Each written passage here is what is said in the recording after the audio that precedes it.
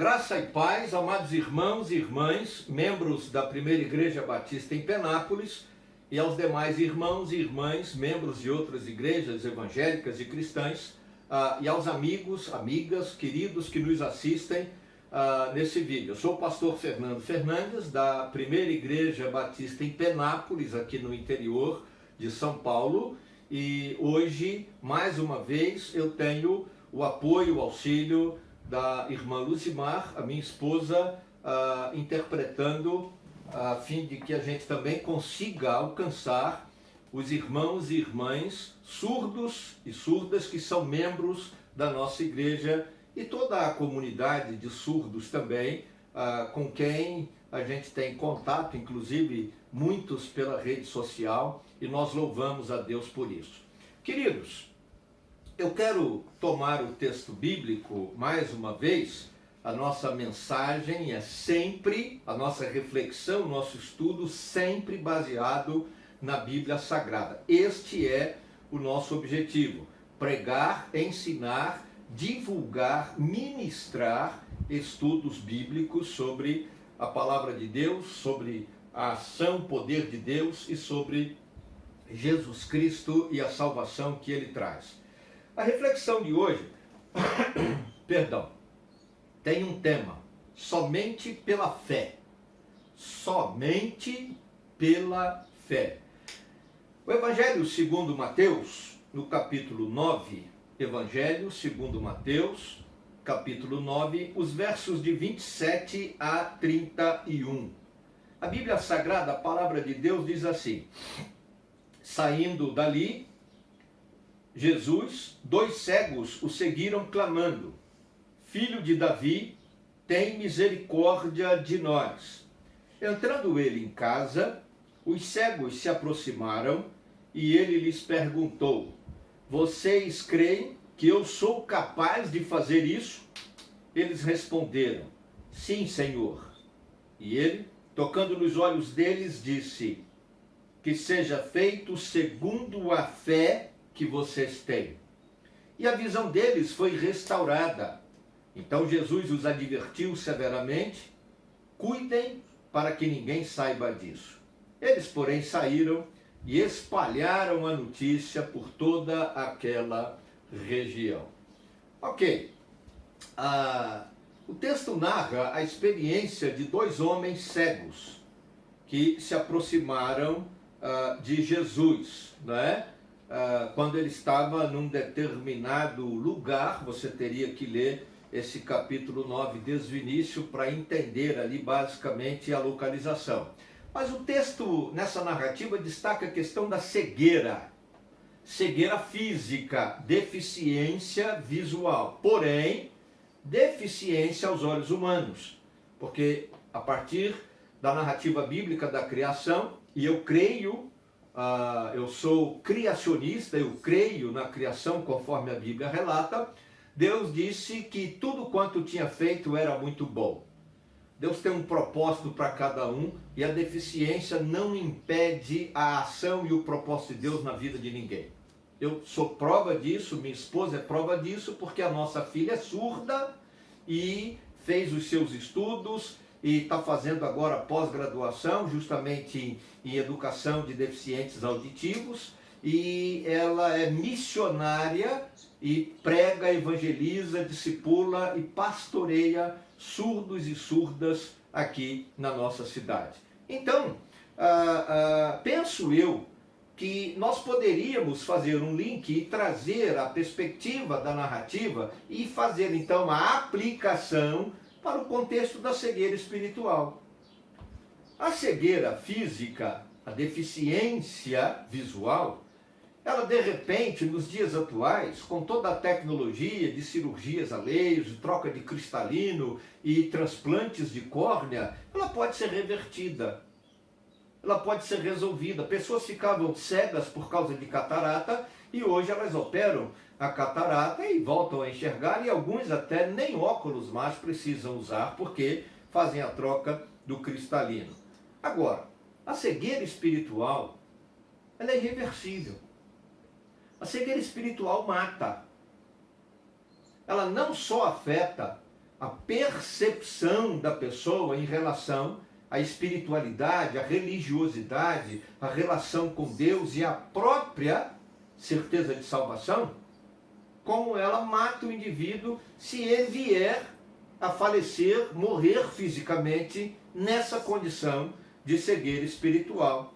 A partir daí, tomamos emprestado então essa narrativa sobre a cegueira física para tratar, porque o texto nos permite dessa forma, eu creio assim, de como a gente pode se libertar da cegueira espiritual.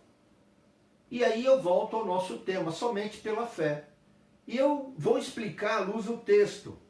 Por quê? O texto diz que se você quer se libertar da cegueira espiritual, a primeira coisa que você precisa fazer é reconhecer a condição em que você está. Ou seja, nós precisamos reconhecer a nossa condição de necessitados, de carentes da graça, da misericórdia de Deus.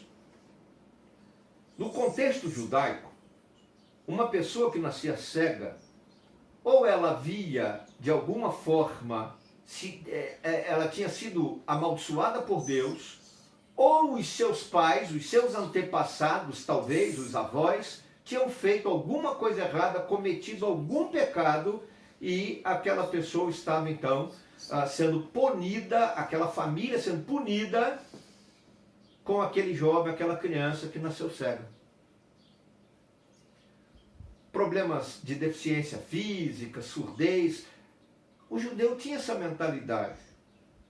Então, aqueles homens, embora sem um entendimento claro sobre o fato de que a pessoa que tem uma deficiência, a pessoa que tem um problema físico, ela não é amaldiçoada por Deus, porque quando perguntaram a Jesus, uma vez olhando para um deficiente, quem pecou para que ele nascesse cego? E aí Jesus disse, nem ele nem seus pais, mas para que a glória de Deus se manifeste. Deus tem um propósito na vida daquela pessoa.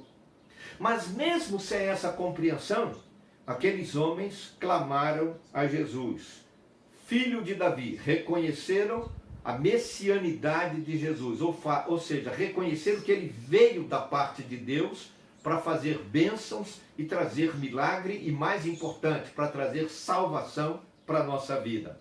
Além disso, eles dizem, tem misericórdia de nós. No original, a palavra não trata especificamente de misericórdia, como nós a entendemos vindo aqui do latim, mas de compaixão. Na verdade, aquele clamor foi, Jesus, se coloque no nosso lugar e veja como nós padecemos e sofremos. Seja pela mentalidade, a cultura, seja pela questão da religiosidade legalista, ou seja, pelas dificuldades que a deficiência, a cegueira traz para a gente. Da mesma forma, devemos reconhecer essa dificuldade, essa necessidade e dizer, Senhor Jesus, tem misericórdia, tem compaixão de mim, porque eu estou vivendo nessa cegueira espiritual e eu já não sei mais para onde ir. Outra coisa importante é a necessidade de nós estarmos atentos ao desafio de fé. Não basta reconhecer a messianidade de Jesus. Reconhecer que ele veio de Deus, é o Filho de Deus, para ser o Salvador, está bonitinho lá, pregado numa cruz, ou deitado numa redoma de vidro, ou num quadro na parede. Não. Até porque a cruz ficou vazia, o túmulo ficou vazio. E ninguém pode, de fato, afirmar como era o rosto, a face de Jesus, para desenhar e pintar num quadro. Bom, a pergunta de Jesus, no verso 28, é bem significativa. Jesus olha para eles e faz uma pergunta contundente. Vocês creem que eu sou capaz de fazer isso? Então, a pergunta de Jesus é contundente, porque ele coloca, vocês acreditam, vocês têm fé realmente no fato de que eu sou poderoso para curar vocês? Então, o desafio é de fé em Jesus, como poderoso para fazer milagres, para abençoar, para salvar. Não é fé no líder espiritual da igreja, não é fé no bispo, não é fé na irmãzinha que faz a oração, não é fé naquele irmão piedoso que ora de joelhos e jejua todo dia, não é fé no bispo, no apóstolo da igreja, até porque essas questões todas são questionáveis. Não é fé na Bíblia. Nós temos que crer que a Bíblia é a palavra de Deus, mas não ter fé na Bíblia e usá-la como amuleto, patuá. Isso não existe. Nós não devemos ter fé nos santos. Muita gente faz as suas preces pedindo que o santo interceda, e a Bíblia diz que o intercessor é Jesus. E quando oramos, o Espírito Santo intercede por nós para tornar as nossas orações compreensíveis a Deus conforme a vontade dele, para que sejamos abençoados. Não é fé na igreja que frequenta, nem a fé lá num Ganesha, né? Ganesha são pequenas imagens de um deus do hinduísmo, né? Um deus com cara de elefante, e aí você põe amuletos, aí você põe o olho de Horus, a mão de Fátima, e aí você põe rosa branca, copo d'água, e aí você põe essa infinidade, sal grosso, fita amarrada no braço, e não sei o que lá mais. Você põe tudo isso na bacia, e Jesus diz, não adianta ter fé em nada disso. Você tem fé de que eu, Jesus, sou poderoso para promover esse milagre na sua vida e trazer a cura, para salvar você. Esse é o desafio de fé colocado por Jesus. Fé única, exclusiva, incondicional em Jesus Cristo como aquele que é o único, poderoso e suficiente Salvador e Senhor da nossa vida, da sua vida. E aqueles homens, e aí vem a última coisa que nós podemos aprender desse texto: creram em Jesus e confessaram a sua fé. Isso é importante. Nós temos que crer em Jesus. Nós temos que declarar publicamente a nossa fé. Nós temos que passar a viver motivados, orientados, conduzidos por essa fé em Jesus. Observe que a resposta foi: sim, Senhor. Sim, Senhor. E eu destaco aqui a palavra Senhor, Kyrios, no grego. Senhor absoluto sobre todas as coisas. Senhor absoluto e soberano sobre todas as coisas no universo.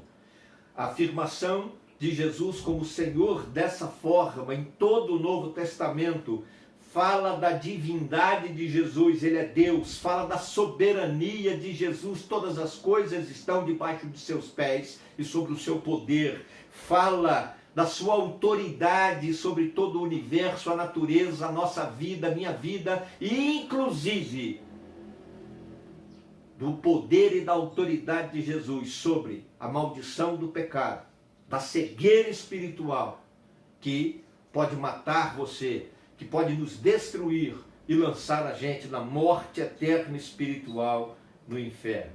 Aqueles homens tiveram muito mais do que a sua visão física, a sua cegueira física curada. Mas eles foram libertos, curados, aleluia, da cegueira espiritual. Eles tiveram a sua visão de fé restaurada, glória a Deus por isso. E puderam declarar a sua fé em Jesus. E aí é por isso que Jesus diz, veja no verso 29, seja feito conforme a fé que vocês têm. Não é conforme a religião, não é conforme a denominação, não é conforme a igreja que frequenta, ou o líder espiritual, ou o amuleto que você usa, ou a prática de veneração, adoração, idolatria, como diz a Bíblia, a imagens, a santos e a amuletos. Não. A fé que vocês têm é em Jesus. Porque a pergunta foi, você crê que eu sou capaz de fazer isso, de curar você, de restaurar a sua visão espiritual?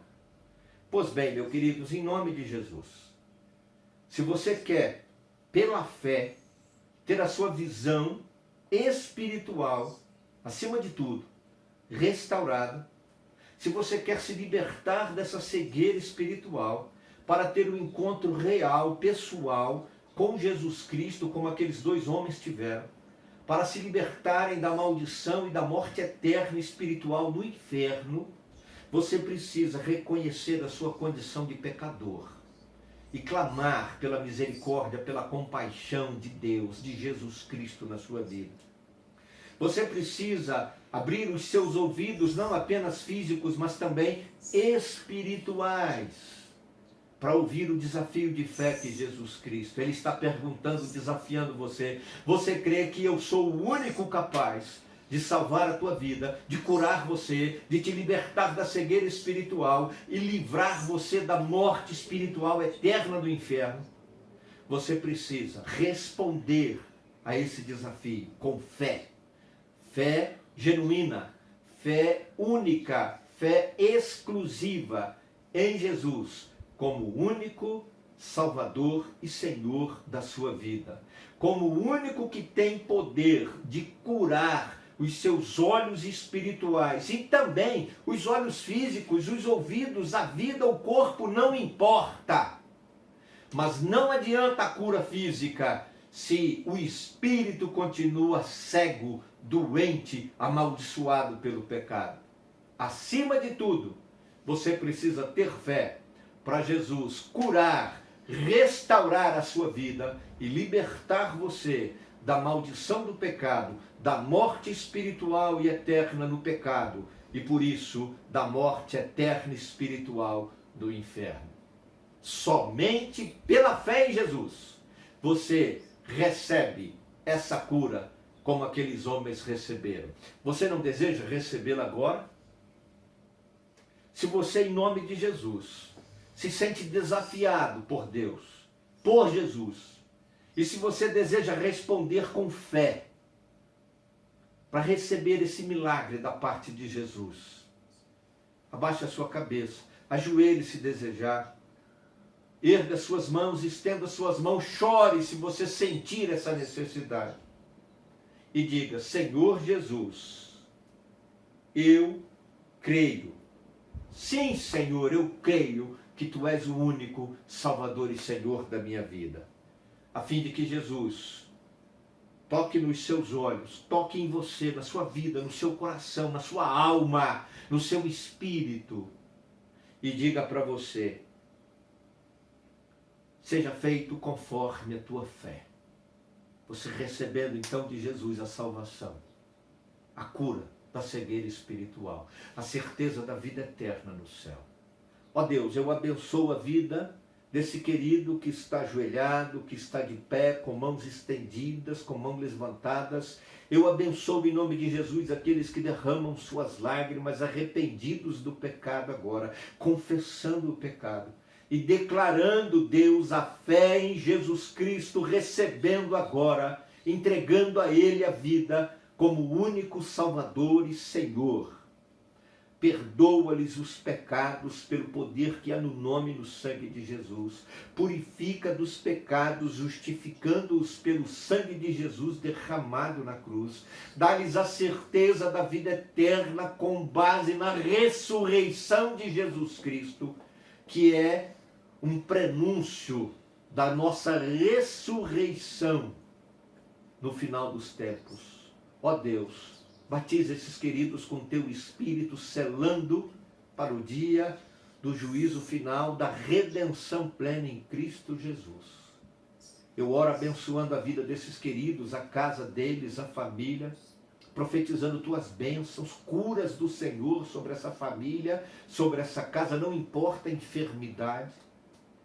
Eu também peço a Tua provisão, o sustento do Senhor na casa deles. E eu os abençoo agora. Em nome de Jesus. Amém. Glória a Deus.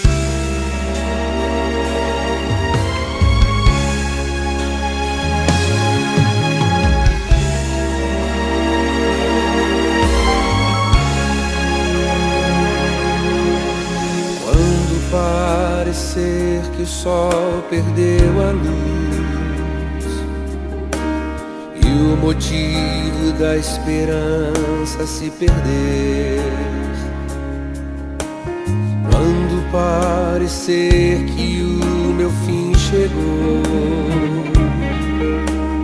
eu me lembrarei do que te ouvi dizer, que se apenas minha fé sobreviver, ela moverá teu coração por mim. Se apenas minha fé sobreviver, não me deixarás morrer. Minha esperança é o teu amor, que me envolve mesmo sem eu merecer. Sei que posso confiar em ti, Senhor. Eu te amo, eu te amo.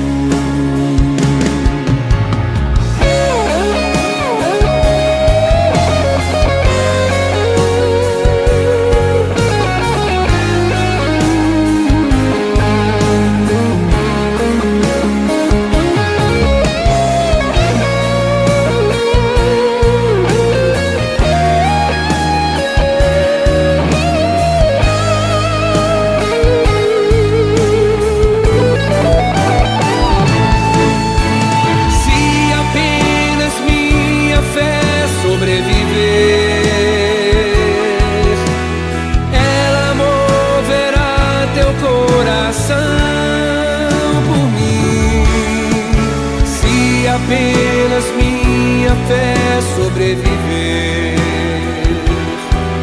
não me deixará